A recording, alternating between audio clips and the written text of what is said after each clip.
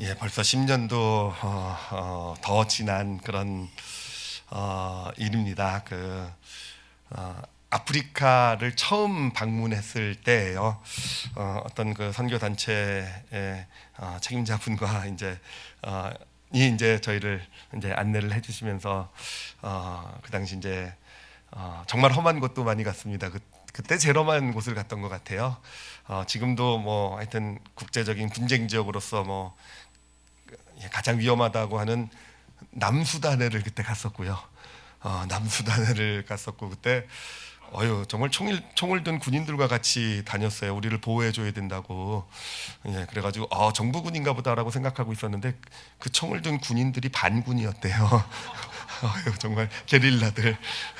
예, 정말 살 떨리는 그런 다녀오고 또 케냐의 그 소말리아 국경지대에도 그때 처음 가봤어요. 처음 가면서 지금 안우성 목사님이 사역하고 계신 곳인데 그것도 얼마나 위험합니까? 진짜 케냐 중에서도 무슬림이 지배하는 곳이고 제일 가난한 지역 중에 하나고 또 소말리아 그런 해적단들이 바다에만 활동하는 게 아니더라고요.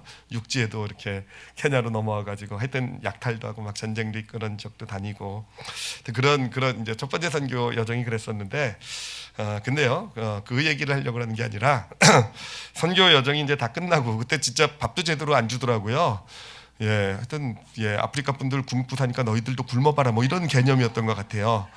그래서 진짜 밥도 제대로 못 먹고 이렇게 선교 여정을 마치고 이제 마지막에 좀 이제 고생 잘했으니까 한번 좀 좋은 걸 구경시켜 주시겠다고 하셔서 이제 사파리를 저희를 데려가셨어요.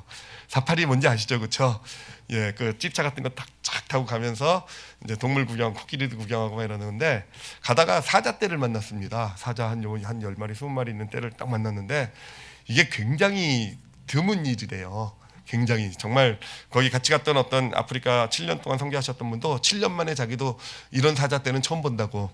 목사님은 확실히 하나님이 사랑하신가 보다 뭐 이런 말 입에 발린 이야기도 막 하시고 어찌됐든 이 보기 힘든 거라 그러니까 사진을 찍고 싶은 마음에 이제 좀 더 현실적으로 찍으려고 제가요 그 찝차 창문을 열고요.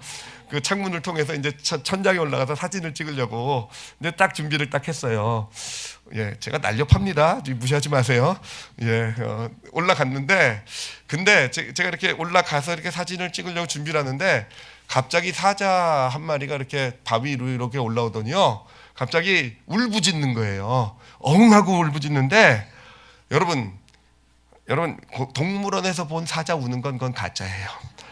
와 진짜 그 울음소리에서 분별하는 그 카리스마 정말 우리 사자가 막 어흥하는데요 이 사지가 얼어붙어서 움직이질 못하겠더라고요. 진짜로요. 몸이 안 움직이는 거예요. 무서워서. 그런데 또 그때 정신이 든 게 뭐냐면은 제가 그 버스 그 집차 위에 있지 않았겠습니까? 사자의 거리가 딱 저기 정도 되는 거예요. 저기 제 느낌에 저기 어디입니까? 저기 영상 저 부스 있는 데쯤 되는 거예요. 그때 깨달은 거죠. 저 사자가 나한테까지 오는데 2걸음 내지 3걸음이면 충분하겠구나. 와 이제 정말 완전 난 이게 완전 선교 왔다가 이러다가 이제 죽겠구나 이런 사자밥 되겠구나.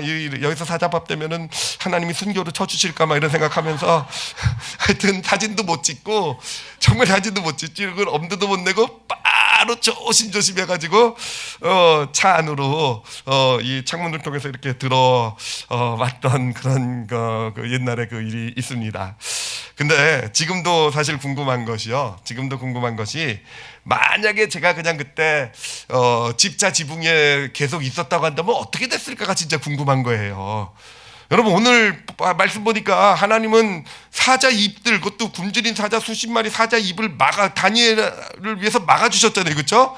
그러니 열심히 수고하고 선교하고 험한 곳도 다녀온 저를 위해서 하나님께서 사자 입을 막아주셨을 줄 믿습니다.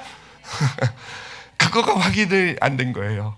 그래서 지금도 궁금한 겁니다. 여러분 어떻게 생각하세요? 제가 그 위에 계속 머물러 있었다고 한다면 하나님께서 사자 입을 봉해주셨을까요? 아니면 제가 사자밥이 되었을까요? 어느 쪽이었을 것 같으세요? 아유 감사합니다. 믿음이 좋으시군요. 자, 오늘 함께 나누려고 하는 말씀이 바로 그거예요. 하나님께서는 성경을 보면 우리 믿음의 사람들의 삶 가운데 놀라운 일들을 행하시죠.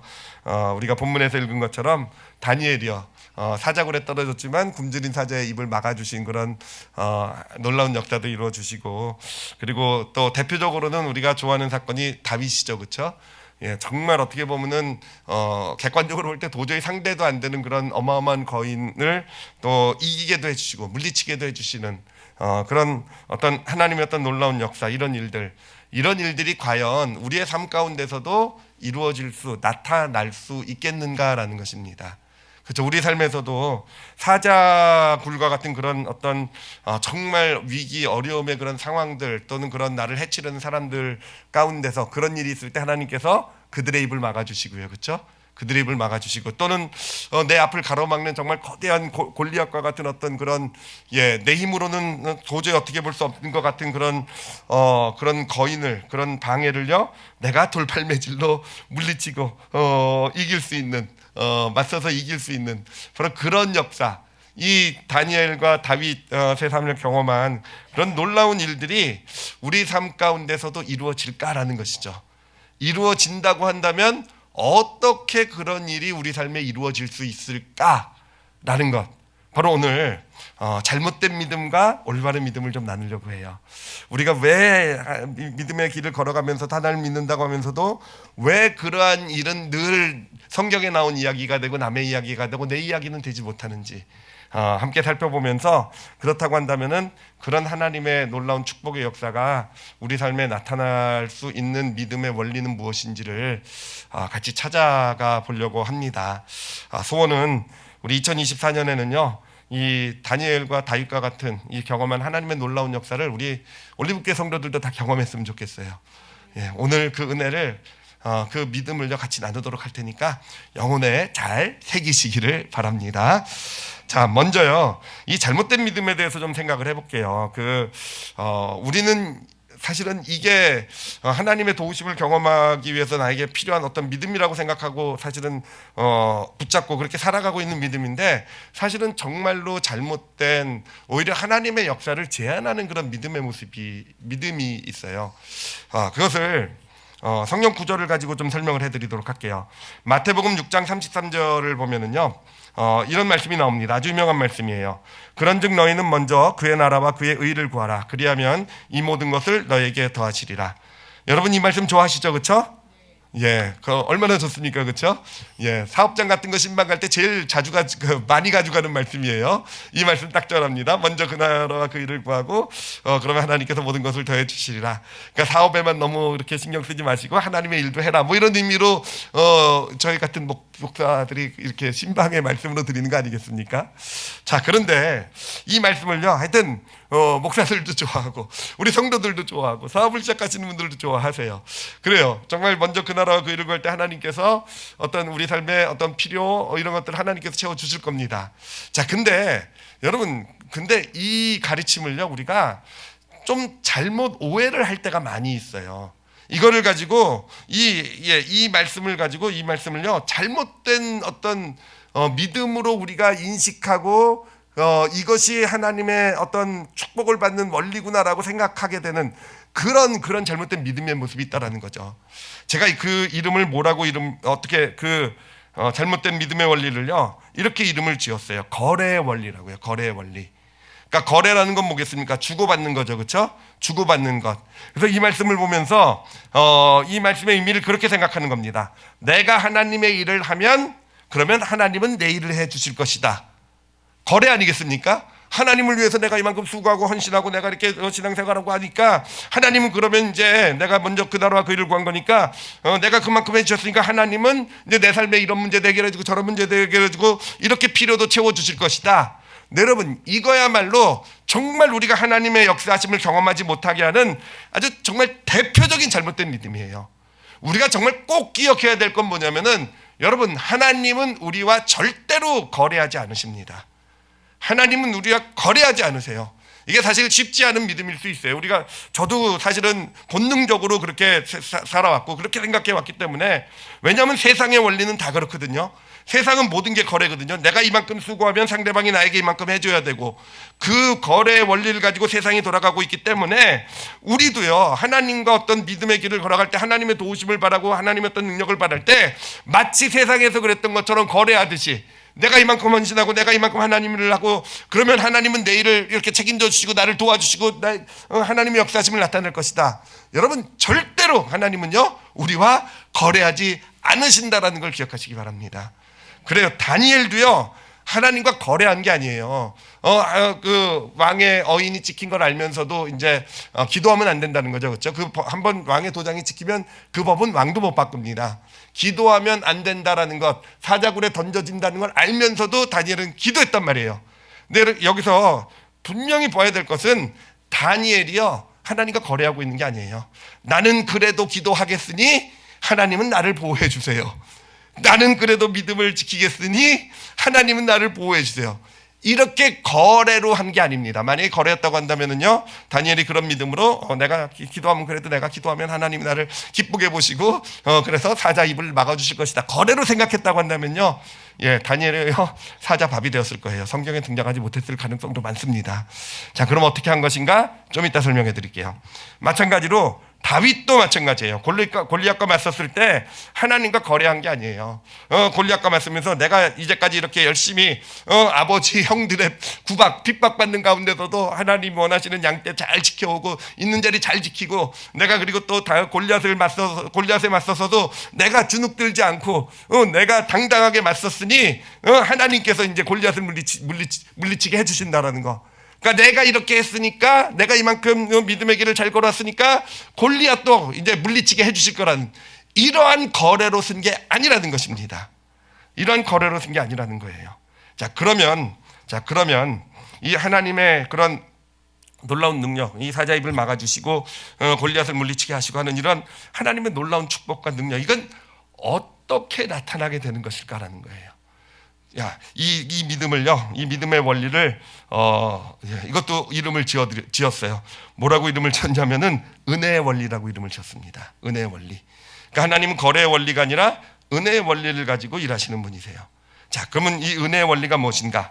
먼저 은혜가 뭔지를 정확하게 좀 이해하셔야 됩니다. 은혜라는 것은요, 받을 자격이 없는 사람에게 주시는 하나님의 선물을 은혜라고 그래요. 아시겠죠? 받을 자격이 없는 나에게 주시는 하나님의 선물. 그러니까 자격이 없어요. 내가 자격이 있고 그런 것도 아니고, 또 선물이라는 의미, 선물이라는 건 공짜로 준다는 거거든요. 왜 공짜로 주시냐면은 내가 도저히 그 값을 치를 수 없기 때문에, 그런 하나님의 은혜는 그런 것이기 때문에, 바로 하나님의 은혜라는 것은 받을 자격이 없는 사람에게 주시는 선물이다 라고 보시면 되겠습니다. 자, 그러면 이제 은혜의 원리를 제가 설명을 해드리도록 할 텐데, 설명하기 위해서 제가 소도구를 하나 들고 왔어요. 이게 뭡니까? 컵이에요, 그렇죠? 자, 이 컵을 잘 보시기 바랍니다. 마술하려고 그러는 거 아니에요. 여기서 뭐 비둘기 나오고 뭐가 튀어나오고 이런 거 아니고요. 아주 간단한 어떤 그런 원리입니다. 이 컵이 있고요. 여기다가 제가 물방울을 이제 위에서 물방울 하나씩 똑똑똑똑 떨어뜨린다라고 여러분 한번 생각을 해보세요. 자, 그러면 물방울이 똑똑똑똑 떨어질 때 여러분, 이 컵은 언제 넘치게 되겠습니까? 그렇죠. 쉽죠, 그렇죠? 맞습니다. 다 차고 나서 이 물이 가득 차고 그 다음에 한 방울이 똑 떨어지면 물이 넘치게 되겠죠, 그렇죠? 바로 물론 망창물을 보도 넘치겠지만 결국은 똑똑똑똑 한 방울씩 떨어지게 될 때는요, 물론 똑같은 한 방울이지만 꽉 찼을 때 그 다음에 떨어지는 그 한 방울이 컵에서부터 물이 넘치도록 만든다라는 것이죠, 그렇죠? 자, 그러면 또 하나 질문을 할게요. 여러분, 물이 똑똑똑똑 떨어지고 있어요. 지금 떨어지고 있다고 생각해 보세요. 그러면 물이 언제 넘칠지 여러분이 알 수 있습니까? 없습니까? 없지요. 이 컵이면 아실 거예요, 그렇죠? 속이 보이니까, 그렇죠? 이 컵은 몰라요. 왜냐하면 속이 안 보이니까, 그렇죠? 여러분, 이게 바로 은혜의 원리가 돼요. 이게 은혜의 원리. 은혜의 원리라는 건 뭐냐면은, 여러분, 우리 자신이요 마치 컵과 같은 거예요. 컵과 같은 존재가 우리라고 생각하면은요, 은혜라는 것은 바로 이 물방울 같은 겁니다. 그래서 우리 삶에 하나님이 주시는 은혜의 물방울이 이렇게 똑똑똑똑 떨어져요. 그런데 하나님의 놀라운 역사는 언제 나타나게 됩니까? 하나님의 놀라운 역사는요, 내 삶의 컵 안에 은혜가 가득 채워지고 그 다음번 한 방울이 똑 떨어졌을 때, 이게 무슨 더 큰 은혜도 아닐 거예요. 좀 더 조그만 은혜여도 괜찮아요. 그냥 예전과 똑같은 어떤 그냥 물방울의 크기여도 괜찮아요. 그렇지만 꽉 차 있을 때 그 다음 떨어지는 그 한 방울이 컵을 넘치게 만든다는 것입니다. 그것이 바로 하나님의 놀라운 축복. 이 사자 입을 막아주시고 그 골리앗을 이기하시는 하나님의 놀라운 역사가 나타날 때가 된다라는 겁니다. 그런데 우리가 아까도 얘기했듯이 그때가 언제인지 알 수 있습니까? 없습니까? 알 수가 없다라는 거예요. 보이지 않는, 속이 안 보이는 컵이기 때문에 얼만큼 내 안에 은혜가 차 있는지를 모르는 거예요. 그렇기 때문에 나는 평상시와 같이 똑같이 은혜의 물방울이 또 그냥 떨어졌을 뿐인데, 그때와는 다른 때와 달리 하나님의 놀라운 역사, 축복, 이런 하나님의 일하심이 내 삶에 나타나게 된다라는 것이죠. 이거를 이제 그 다니엘의 그 사자굴 사건을 가지고 한번 설명을 해보도록 하겠습니다.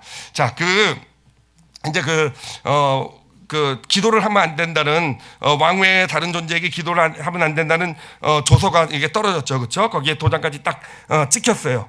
자, 그렇기 때문에 이 법은 변할 수 없는 법입니다. 예외가 없는 법이 돼버렸어요. 자, 그런데 다니엘은요, 그것을 알고도, 기도를 하면 사자굴에 던져진다라는 것을 알고도 기도했단 말이에요, 그렇죠? 알고도 기도했어요. 왜 그랬을까요? 아까 거래는 아니라고 제가 말씀드렸어요. 내가 기도하면 하나님께서 나를 사자 입을 막아주실 것이다. 거래로 기도한 게 아니라 그랬어요. 거래가 아니었다고 한다면, 여러분, 다니엘이 왜 기도를 했을까요? 알면서도요. 왜 그랬겠습니까? 사실은요, 이거에 대한 답은 어렵지가 않아요. 어렵지가 않습니다.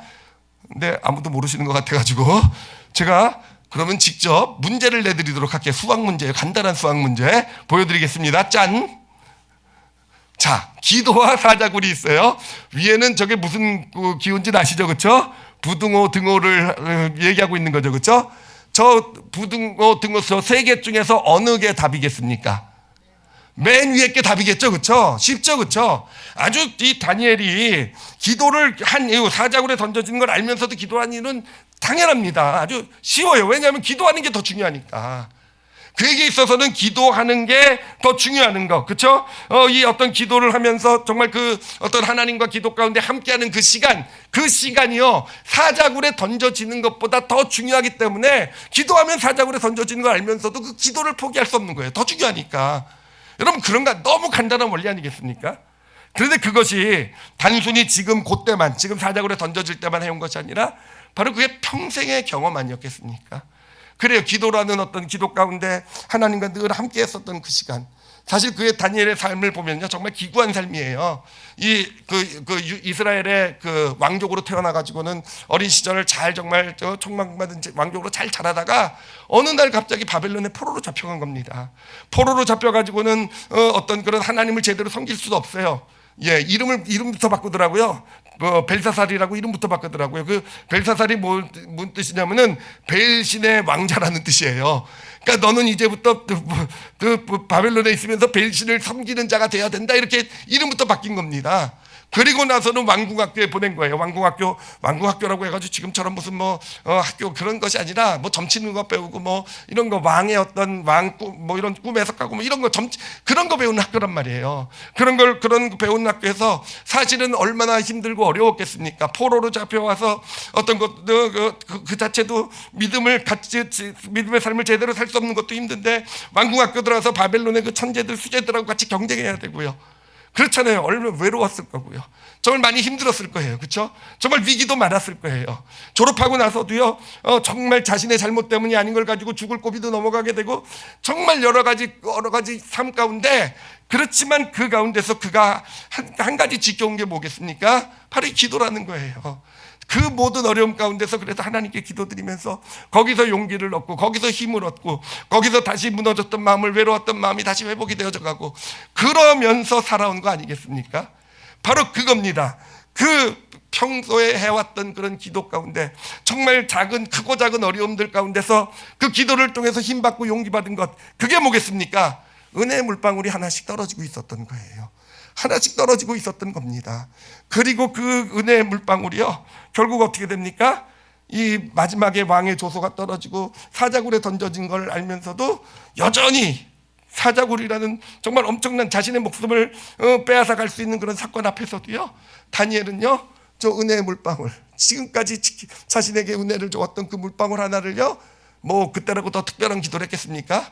예, 저 같으면 평소에 30분 하다가 그런 위기가 닥치면 1시간 할 것 같은데, 예, 이 사람은 안 그랬던 것 같아요. 늘 하던 대로 하루에 3번씩 1시간씩 기도했던 것 같아요. 하여튼 평소와 똑같이 다른 때보다 뭐 더 큰 은혜가 있는 기도도 아니었고, 더 놀라운 무슨 뭐 이런 영적 체험이 있는 기도도 아니었을 거예요. 예전과 똑같은 그 기도의 물방울 하나가 떨어졌는데, 중요한 건 뭐겠습니까? 컵이 가득 차 있었다라는 거예요. 컵이 가득 차 있었고요. 그도 몰랐겠죠, 그렇죠? 예, 컵이 가득 차 있었고, 그 컵이 넘쳐 흐른 것이고, 그 넘쳐 흐른 게 뭐겠습니까? 사자의 입을 막아주시는, 사자의 입을 막아주시는, 예, 그런 놀라운 하나님의 축복, 하나님의 역사를 가져온 겁니다. 그래요, 뭔가 어마어마한 은혜를 받고 어마어마한 성령 충만함을 받고 막 그때 더 절실히기도 하고 막 믿습니다. 이게 아니라 그냥 그 은혜의 물방울이에요. 평소에 해왔던 은혜의 물방울 하나가 바로 사자의 입을 막는 놀라운 역사를 가져온 것입니다. 다니엘만이 아니라 다윗도 마찬가지예요. 자, 이제 다윗이 골리앗과 싸우겠다고 이제 나서게 돼요. 나서니까 이제 사울 왕이 그 얘기를 딱 듣고 불러오라 그래서 불러와 봤더니 다윗이 아직 어린 아이예요. 어린 아이가 자기가 무슨 뭐 골리앗을 뭐 맞서 싸우겠다 뭐 할래봤지 뭐 어쩌고 하니까 이 사울 왕이요, 답답한 겁니다. 답답한 거예요. 야, 너는 어린 아이고 저 사람은 거의 내가 정말 용사인데 네가 어떻게 이기냐? 그러지 말고 그냥 집에 가. 이러는데 다윗이 뭐라고 대답을 하냐면요, 자, 제가 읽어드릴게요. 사무엘상 17장 37절에 이렇게 얘기를 합니다. 또 다윗이 이르되 여호와께서 나를 사자의 발톱과 곰의 발톱에서 건져내셨은즉 나를 이 블레셋 사람의 손에서도 건져내시리이다. 사울이 다윗에게 이르되 가라, 여호와께서 너와 함께 계시기를 원하노라.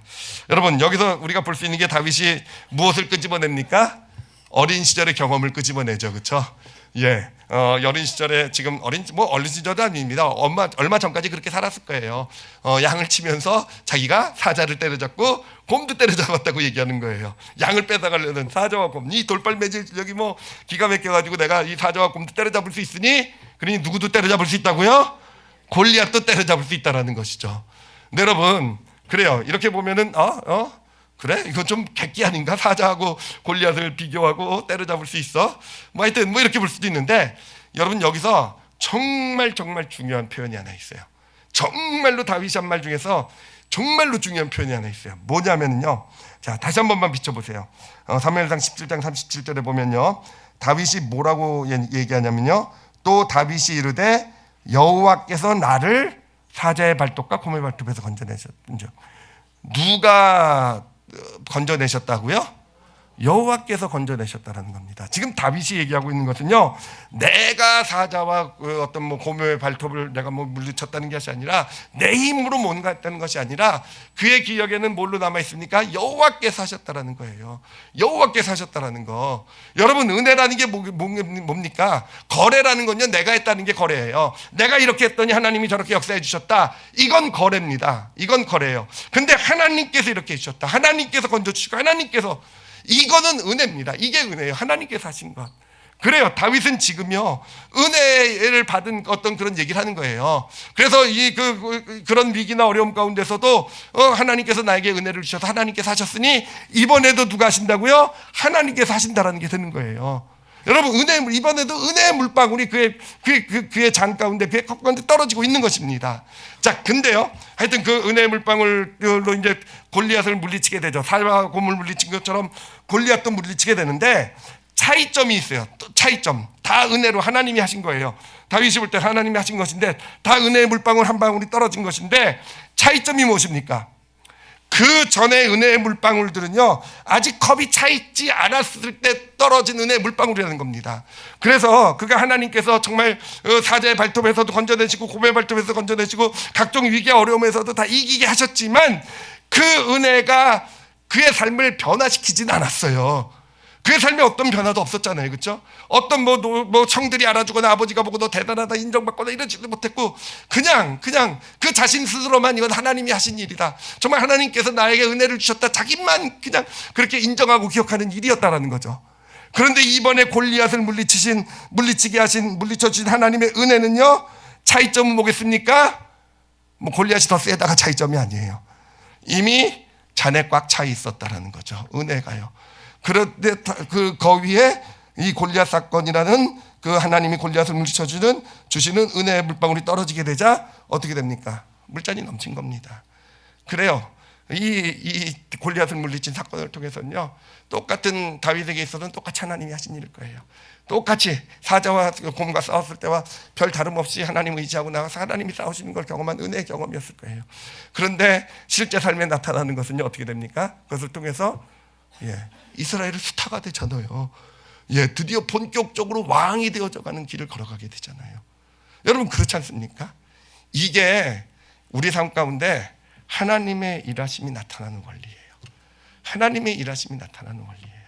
우리가 정말 작은 일들로부터 시작해서 정말 하나님이 하신 일이라는 것을 인정하면서 감사하면서 정말 하나님이 하신 일입니다, 하나님이 하셨습니다 라고 인정하면서 살아가는 그런 여정. 그렇다고 해서 내가 어떤 일을 하나님이 하셨다고 얘기하든 아니면 내가 했다고 얘기하든 별 차이가 없는 것처럼 느껴져요. 뭐 내가 했다고 얘기해가지고 내가 하나님이 그렇다고 나에게 벼락을 내리시지도 않으시더라고요. 보니까 내가 했다고 너 교만해 벼락 맞아라 이러지도 않으세요. 오히려 내가 했다 그러면 사람들이 인정도 해주고요, 사람들이 존중되어져서 기분도 되게 좋아지더라고요. 어찌됐든 하나님이 하셨다고 내가 고백한다고 해서 그걸 그렇게 인정한다고 해서 특별히 달라지는 것도 없는 것처럼 보인다는 거예요. 그래요. 근데 여러분, 그게 쌓여가는 겁니다. 그게 은혜의 물방울들이 쌓여가는 거예요. 우리가 골리앗 앞에 섰을 때 우리도 다윗처럼 맞서고 싶은데 왜 맞서지 못합니까? 안 채워져 있으니까 못 맞서는 거예요. 왜 우리는 위기 가운데서 정말 하나님의 사람들은 큰 위기나 어려움, 도전이 있을 때 그것을 이기고 오히려 그런 위기를 큰 어려움이 놀라운 축복이 되어져가는 삶을 사는 것, 역전되리라. 그게 우리 크리스찬의, 우리가 찬양하면서도 저도 맨날 아침에 새벽 기도할 때 역전되리라 그러면요 갑자기 기도가 막 살아나고 막 이렇게 너무 좋잖아요. 그렇죠? 근데 왜 우리 삶에서는 역전이 안 나타나죠? 안 채우니까, 채워져 있지 않으니까. 맨날 내가 했다고 생각하고 하나님이 하신다고 생각하면서도 맨날 빈말이잖아요. 그렇죠? 실은 내가 한 건데. 저만 그렇습니까? 어찌됐든 그렇잖아요. 진짜 하나님이 하셨다라고 인정하지 않잖아요. 그러니까 은혜가 되지 있지 않잖아요. 내가 했다 그러면 거래라 그랬잖아요. 그렇죠? 거래가 되면요 시험에 들어요. 내가 했다고 생각하면 왜 하나님은 근데 안 해주시지 이렇게가 돼요. 그러니까 계속 어떤 하나님의 은혜를 쌓아갈 수가 없어요. 내가 했다라고 하면은요, 내가 했다고 하는 순간이요, 여기 잔은 못 쌓아가는 겁니다. 사람의 인정은 좀 받았을지 모르지만, 잔은 안 채워져 가는 거고, 이제 문제는 잔에 채워져 가는지 내가 모르기 때문에 사실은 우리는 더 느껴지는 걸 하길 원하긴 하는 거죠. 그렇지만 여러분, 이게 하나님의 일하심의 원리예요. 은혜의 잔의 물방울을 채워가셔야 돼요. 채워가시게 될 때 그 잔이 나도 몰라요. 근데 어느 순간인가 채워져 있고요. 하나님이 모든 걸 주관하시잖아요. 그럴 때 다 채워졌을 때 하나님이 골리앗을 보내시고 맞서게 하시고 하나님이 골리앗을 이기게 하시고, 난 예전과 똑같이 그냥 하나님의 은혜, 하나님이 하시는 걸 기대하고 경험했을 뿐인데 정말 그것이 내 삶의 대역전드람을 만들어내고 놀라운 축복이 되게 하시는 것, 여러분, 이것이 하나님의 일하심의 원리가 되는 것입니다. 그래서 우리가 이제 새해를 향해 나가시면서 2024년도를 향해 나가시면서요, 꼭 기억해야 되는 것, 여러분, 믿음은 거래가 아니라는 걸 꼭 기억해 두세요. 믿음은 거래가 아니다. 내가 뭔가를 해서 하나님이 뭐 해주시는 거 아니에요. 오히려 그렇게 믿음을 가지면 나는 뭔가를 맨날 열심히 수고하고 하나님에서 사는 것 같은데 하나님의 역사는, 하나님의 어떤 은혜도 없고 하나님의 역사도 없는 삶이 되어져 가게 돼요. 그럼 뭘 바랍니까? 늘 요행을 바라요. 뭔가 큰, 하나님이 정말 위기가 생기면 크게 뭔가 대단한 역사를 일으켜주시고 크게 뭔가 이루어주시고 해가지고 그냥 뭐 위기 생기면 더 열심히 기도하고 막, 근데 하나님은 일하시지 않는 그런 걸 경험하게 돼요. 믿음은 거래가 아니라 믿음은요 뭐겠습니까? 은혜예요. 은혜. 여러분 자신을 스스로를요 뭐로 생각하십니까? 컵으로 생각하세요. 이 컵이 너무 후져 보이면 좀 좋은 컵으로 그렇지만 속이 안 보이는 컵으로 생각하시고 그 안에다가 꾸준히 은혜의 물방울을 담아가시길 바랍니다. 담아가시면요 반드시 성경에 있었던 하나님의 놀라운 역사들이 우리 삶에도 나타나게 될 줄 믿습니다. 저도 깨닫고 오늘부터 더 열심히 좀 물방울을 좀 담아야 되겠구나. 사실 저도 그렇게 참 감사해요. 그래도 깨닫게 해주셔서 진짜 그거구나 생각해보면 정말 그랬던 것 같아요. 여러분 은혜의 물방울을 쌓아가시는 그런 2024년도가 되시길 바랍니다. 은혜의 물방울을 채워가시기 위해서 제가 2가지 물방울을 좀 드릴게요. 2가지 물방울을 잘 받아가지세요. 첫 번째 물방울은요 다니엘의 물방울을 드릴게요. 다니엘의 물방울. 다니엘의 물방울 저런 물방울입니다. 뭔가 사자굴이라는 것이 상징하는 것이 우리 삶에 정말 중요하고 우리를 위협하고 힘들게 하고 정말 위기 어려움 있는 일이라고 한다면 여러분 다니엘의 물방울은 뭐겠습니까? 기도 같은 거예요. 꼭 기도가 아니어도 좋아요. 하나님께 뭔가 내가 드리는 어떤 무언가. 근데 정말 사자굴보다 더 중요한 최소한 우리가 믿음의 길을 걸어가면서 그 어떤 것보다 어떤 위기나 어려움이 있고 문제가 생겨도 그것보다 더 부등호의 방향이 이 방향을 향할 수 있는 무언가를 여러분 신앙생활에 꼭 하나씩 좀 만들어 가지시기 바랍니다. 기도여도 좋고요, 주일 예배여도 좋아요. 또는 어떤 찬양이어도 좋고요. 아니면 큐티 혼자 하는 것도 좋고요. 아니면은 여러분 뭐 가정 예배도 좋고요. 정말 저 괄호 안에 만들어갈 수 있는 신앙, 믿음의 물방울을 꼭 하나씩 만들어 가지시는 우리 올리브교회 성도들이 되시길 바랍니다. 제가 어제 딸아이와 같이 이 말씀을 가지고 말씀을 나누는데요. 그때 딸아이가 한 이야기가 있어요. 그 이야기가 뭐냐면 내가 저한테 불평을 했어요. 처음에 아빠 나 좀 편하게 살게 좀 해줘. 그리고 왜 어렸을 때 나를 맨날 바깥으로 돌리는 거야. 왜 맨날 내 삶은 도전이고 뭐 이런 거야. 뭐 이렇게 불평 한참 하더니요. 그러더니 이제 했던 말이 뭐냐면은 그래도 지난 3년 동안에 내가 중국 생활 잘하고 지금 이제 입시 지원하고 있거든요. 대학원 지원하고 있는데 감사의 고백을 하면서 하는 게 뭐냐면은 그래도 자기가 이렇게 지금까지 이렇게 서 있을 수 있었던 그래도 힘들고 너무 어려웠는데 그래도 이제까지 이 자리까지 올 수 있었던 것이 바로 저랑 같이 했던 온라인으로 드렸던 예배라는 거예요. 3년 동안 한 번도 안 쉬었거든요. 어떤 일이 있어도 저도 뭐 여러 가지 일들이 있을 수 있고 딸도 중요한 시험이나 뭐 이런 것들이 있을 수 있어도 정말 힘들 때는요 녹음을 해서라도 같이 먼저 듣게 만들고 그리고 가서 같이 이제 예배하고 이런 형식으로 하더라도 절대로 포기하지 않는 뭡니까? 그러니까 우리 딸아이에게선 사자굴보다 더 중요한 게 바로 그 가정 예배였어요. 가정 예배. 그 얘기를 들으면서 너무 은혜가 되더라고요. 제가 같이 지내지 못한 것에 대한 미안함 뭐 이런 것도 있지만 그래도 제가 지난 3년 동안 우리 딸아이에게 물방울 하나를 줬구나라는 거, 물방울 하나를 만들어 줬구나. 저희 아이에게는 평생에 정말 어떤 것보다도 더 중요하게 여길 수 있는 다니엘의 기도와 같은 물방울이 주어졌고 결국은 그것이 그 아이의 잔을 채워가고 그 잔이 넘치게 될 때 하나님께서 다니엘을 축복하셨던 것처럼 놀라운 위기나 삶의 어떤 중요한 순간에 그 아이에게 진짜 축복이 되겠구나라는 그런 믿음을 주셨어요. 확신을요.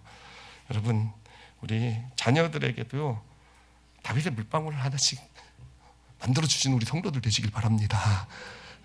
진짜 정말 세상은요 우리를 보장할 수 있는 건 아무도 없잖아요, 그렇죠? 우리가 전공을 선택하는 게 진짜 힘들더라고요. 뭘 해야 될지 모르겠고 제가 뭐 몇 년 후에 어디가 잘 될지 어떻게 합니까? 저는 의대가 요즘 이렇게 잘 나갈지 몰랐어요. 정말 그럴 줄 알았으면 저도 의대 가려고 의대 갔으나 모르겠지만 하여튼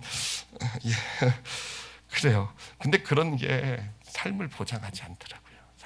이 세상은 어떻게 바뀔지 모르고 우리는 지금 보고 이게 내 삶을 보장하고 우리 자녀를 보장한다고 생각하지만 사실은요 복불복이에요, 그렇죠?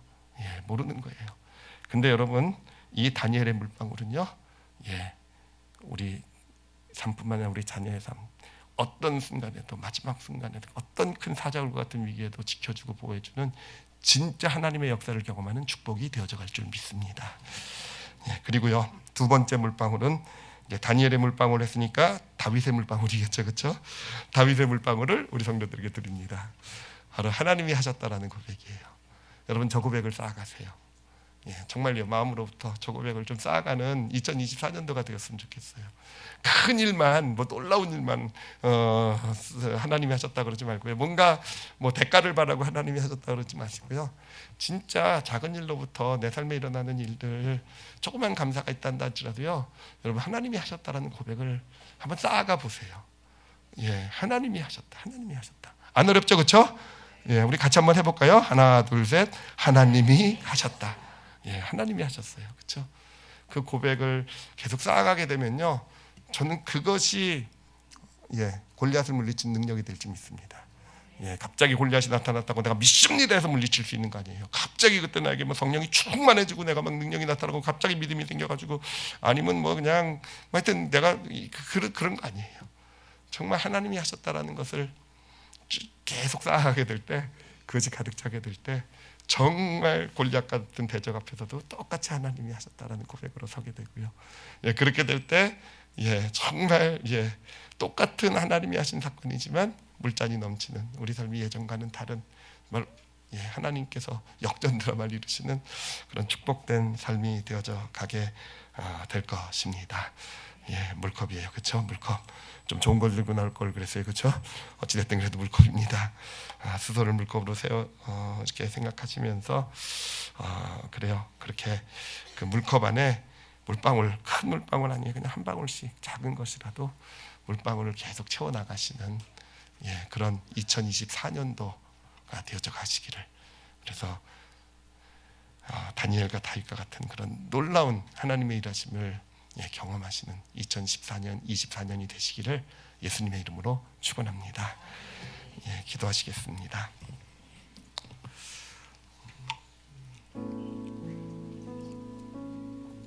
여러분 기도하실 때요, 내 삶 가운데 다니엘의 물방울이라고 얘기할 수 있는 게 있을까를 한번 좀 생각을 해보세요. 참 안타깝게도 요즘은요, 이 믿음이요 많이 밀리죠, 그렇죠?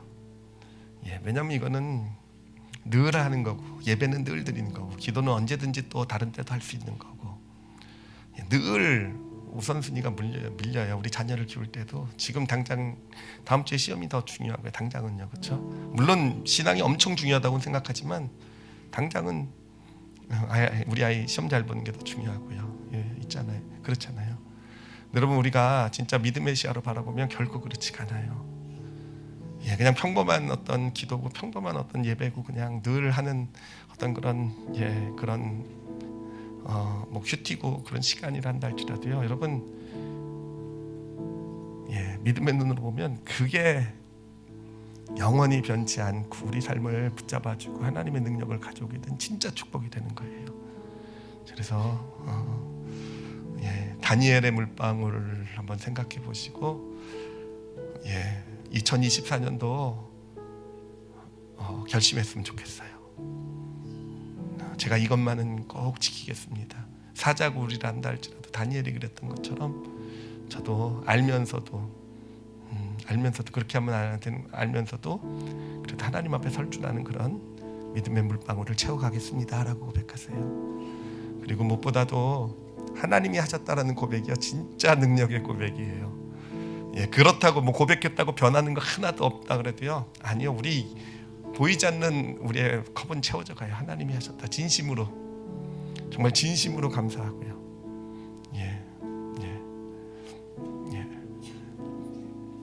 2024년은 정말 하나님이 하신 은혜를 담아가는 한 해가 되길 원합니다라는 그런 고백 드리셨으면 좋겠어요. 우리 오늘 말씀 가지고 2024년도 바라보시면서요, 우리 자신을 위해서, 또 우리 가정, 또 우리 자녀들 축복하시면서 어떻게 하나님 앞에 설지를 우리 다 같이 함께 마음을 담아서 통성으로 기도하시겠습니다. 하나님 아버지 감사합니다. 하나님 감사합니다. 2024년도 우리 성도들 삶 가운데 하나님 당신의 놀라운 일하심의 역사가 나게 될 줄 믿습니다. 하나님 놀라운 믿음의 역사는 우리가 갑자기 기도한다고 갑자기 뭔가 내가 믿음을 발휘해서 갑자기 뭔가 하나님께서 역사하셔서가 아니라 하나님 평소와 똑같은 그런 은혜의 물방울 한 방울이 평소와 똑같은 기도인데 평소와 똑같은 하나님이 하셨다라는 인정인데 하나님 어떻게 보면 참 작은 그 믿음이 하나님의 놀라운 역사를 가져오게 되는 줄 믿습니다. 하나님 그 은혜의 물방울을 우리 삶의 그 컵에 채워가는 그런 믿음의 여정이 되게 하여 주시옵소서. 하나님 그리고 무엇보다도 정말 감사해요. 하나님 우리가 자녀에게 진짜로 줘야 될 것이 무엇인지를 알게 해주셔서 감사해요. 하나님 믿음의 부모고 하나님 정말 주어야 돼 아이들에게 자녀들에게 주어야 될 것을 우리가 잘 전해줄 줄 아는 그들에게 정말 다니엘의 그 물방울 평생에 하나님 그들의 삶을 붙잡아 줄 것이고 위기를 오히려 역전의 기회로 축복의 기회로 만들어갈 것이고 하나님의 놀라운 일하심을 경험하게 하실 진짜 우리의 믿음의 자산인 줄 압니다. 아버지 그 믿음의 자산을 우리 자녀의 삶에 새겨줄 줄 아는 그런 믿음의 부모들이 되게 하여 주시옵소서. 아버지께 감사드리며 예수님 이름으로 기도드렸사옵나이다.